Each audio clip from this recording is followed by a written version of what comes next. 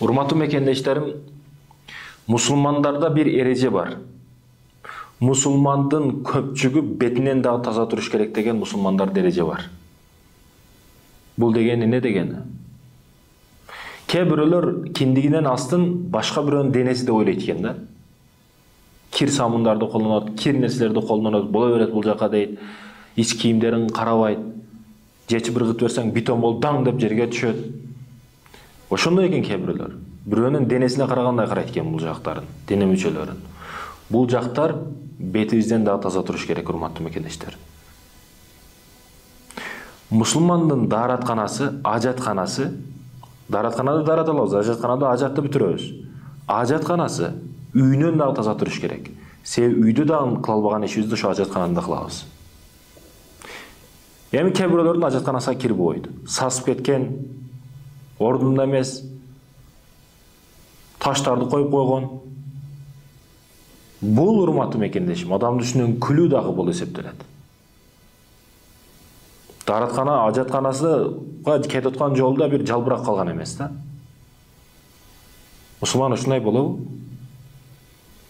Бар жоктон үлгү болуш керек да мусулман. Таза болуш керек. Дааратканын бетондоп өтө сонун кылып кур, өтө жакшынакай кылып кур. Башкаларга үлгү болушу, ажаткана маселесинде дагы. Келип эле кирип чыга турган адам болбосун ал. Качып чыга турган адам болбосун. Ошол бардык нерсе ажатканадан башталат. Мусулманчылыкты кабыл кыламын деген адам биринчи мечитке келет. Мечитке келип эң биринчи кайга кирет? Мечитке киреби же дааратканасына киреби? Даарат алайын деп.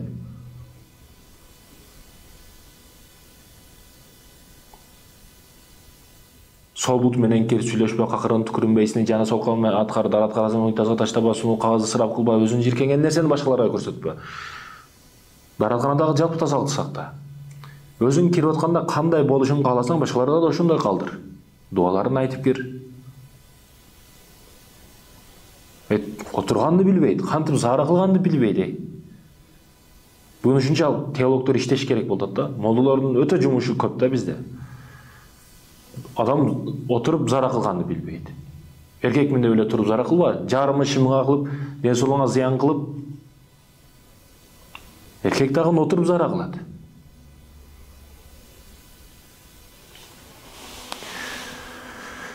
Ошондуктан да айтылган турган маселе, урматтуу мекендешим, жипаржы тазалык маселеси. Ооба биз угуп жүрөбүз, хадистерден сиздер да угуп жүрөсүздөр. Имандын жарымы тазалык. Bir атыр аттуу эже бар экен да.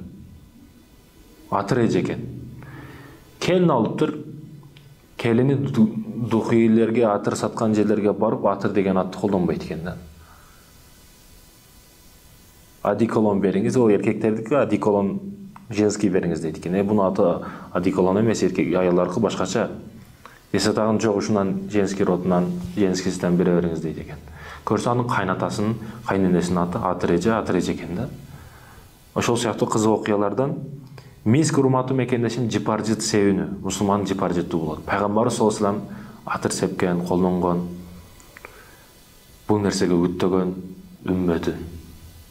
Райхан берилсе алынсын дейт. Кимге белек болуп келсе кайтарбасын. Пияз, сарымсак, чеснок жегендер мешитке келбей турсун. Ошол жытынан зыян көрүп калбасын деген максатта айтылган.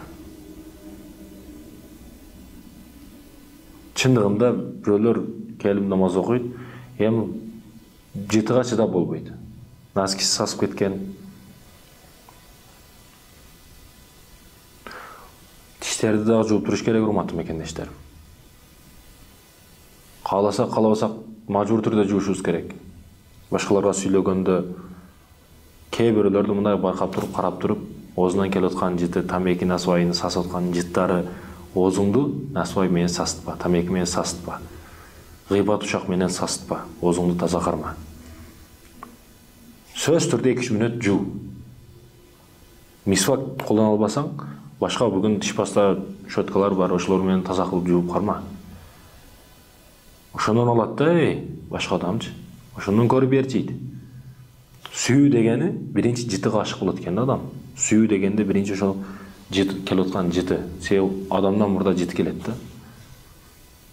Жыты гашык болот экен. Кыз эркекке, эркек аялга. Биринчи ошол эмне үчүн көбүнчө эркектер аялга тартылат? Себеби аялдарда дайым көбүнчө жыты болот го. А кээ бир адамдарда, мисалы, bir устазыбыз бар. Ал устазыбыз бир жерге келип кеткен болсо, бир жумадан кийин мен ал жерге келсем, устаз келип кетиптир деп мен билем да. Себеби ошол жыт дагы деле турган болот бир жумадан кийин. Бир жумадан кийин дагы барсак. Ошону бар жыт менен себинип жүрүшүбүз керек. Наристе духиятыр колдонбосо дагы жаш балдар, алардын өздөрүнүн жыты бар. Бешинчи жыты кеп турат го. Ошол сыяктуу ар бир адамдын өзүнүн жыты бар. Кээ бирлердин күнөөнүн жыты кеп турат. Кээ бирлердин зинанын, арам иштердин жыты кеп турат. А кээ бирлерде көтөрүлүш жыттар болот. Алкаш ал дайын эле арактын жыты кеп турат.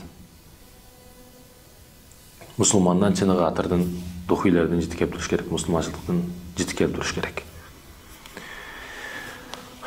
Урматтуу мекендешим, кээ бир аялдарга рахмат.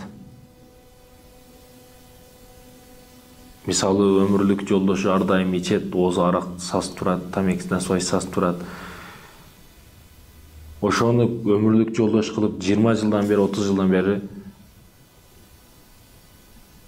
бир жастыкта баш коюп жатат да. Кантип ошонун састыгыга чыдайт, кантип ошол менен жашайт да. Сабырга миң рахмат анын. Эми ооз эле десең макул эми. Ал ичкен адам ал түшүнүктүү да. Бар жогу сасыйт.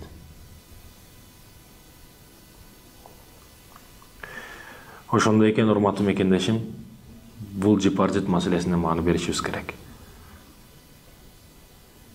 Носки, эч кимдер, мусулмандар бүт таза болуш керек, кармаш керек ошолор. Тырнактар алынган, тырнак ичиндеги кирлер жок, жүздөр. Ошондой экен, бул тазалыкка маани берели, урматтуу мусулман туугандарым. Акыркы сөз ушундай. Эмне кыласың? Атыр себинип, жан дүйнөң сасып турса дейт. Жан дүйнөң сасып турса, атырдын да кереги жок бирок. Ошондуктан ички сырткы дүйнөбүз бирдей болуш керек. Ислам дини бизди ошого буйрат. Бир эле ички тазалык болуп, жан дүйнөбүз таза болсо болду деп сыртканда жүргөндөргө күбө болуп атабыз. А сыртын кооздоп, ичи өлгөндөрдү дагы көрүп атабыз. Ошого ислам динибиз эки жакты тең таза кармагыла дейт. Чыныгы момун мусулмандардан кылсын бизде. Өз жытыбызда таза жүрүүнү насип этсин.